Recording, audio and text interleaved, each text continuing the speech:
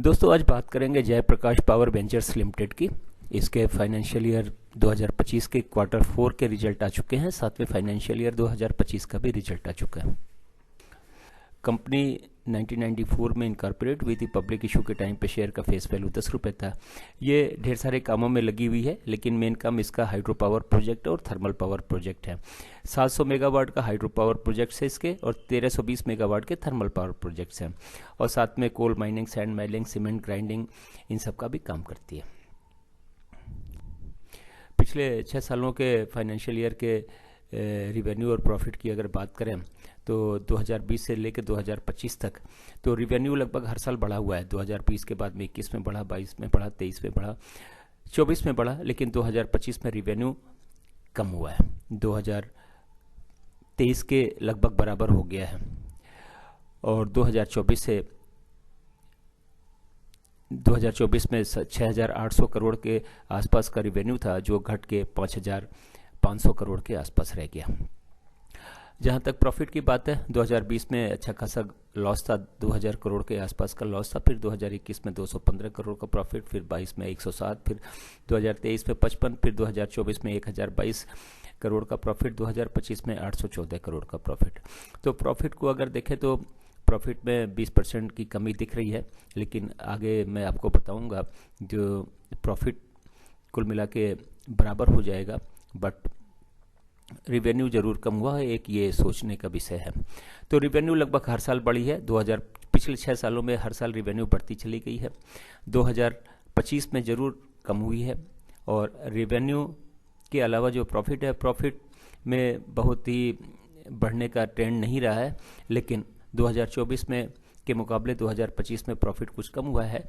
लेकिन और ढेर सारे पॉइंट्स हैं जो प्रॉफिट को मेंटेन करते हैं, जैसे कि कंपनी ने अपने कर्ज को काफ़ी कम किया है। जो कर्ज का रेशियो डेट टू इक्विटी का रेशियो 0.55 था, वो घट के 0.31 हुआ है। कंपनी ने, आगे मैं बताऊंगा कि कर्ज लगभग कितना कम किया। फाइनेंशियल ईयर के बाद में क्वार्टरली रिजल्ट की अगर बात करें तो क्वार्टरली रिजल्ट्स पिछले साल से तो हल्के हैं रिवेन्यू के मामले में। तभी तो दिख रहा है अपने को कि रिवेन्यू करीब 20% के आसपास कम हो गई। 15% से 16% के आसपास रिवेन्यू कम हो गई है। प्रॉफिट 20% कम हुआ है, लेकिन प्रॉफिट तो सामने दिख रहा है कि प्रॉफिट में ज़्यादा अंतर नहीं है। अब आपको बताऊं, क्वार्टरली रिजल्ट्स जून 23 के रिजल्ट्स जो है और जून 24 को कंपेयर करें तो रिवेन्यू में भी थोड़ी बढ़त है, लेकिन प्रॉफिट में अच्छी खासी बढ़त है जून 24 के क्वार्टर के रिजल्ट में। सितंबर 24 क्वार्टर के रिजल्ट को अगर कंपेयर करोगे आप तो प्रॉफिट अच्छा खासा बढ़ा हुआ, लेकिन रिवेन्यू थोड़ी कम हुई।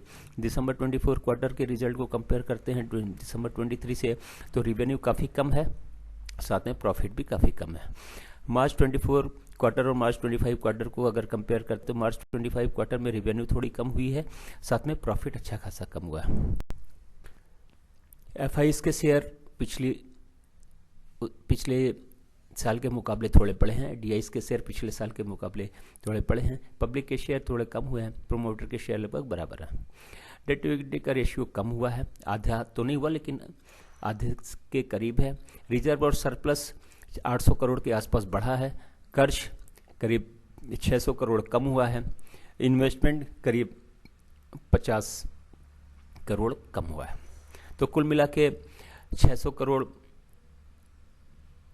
रिजर्व और सरप्लस बढ़ गया। कर्ज, रिजर्व और सरप्लस 800 करोड़ बढ़ गया, कर्ज 600 करोड़ कम हो गया। तो ये 1400 करोड़ के आसपास का तो रिवेन्यू यही दिखता है कि मतलब ये प्रॉफिट के हिस्से में ही जोड़ा जा सकता है। तो कुल मिला के प्रॉफिट के फ्रंट पे तो कोई वैसा सिम्टम, नेगेटिव सिम्टम नहीं दिखता, क्योंकि ये रिजर्व और बोरोइंग्स में ये जो अंतर दिख रहा है ये कंपनसेट करता है। रिवेन्यू कम होना एक पॉइंट है। फेस वैल्यू 10 रुपये ही है।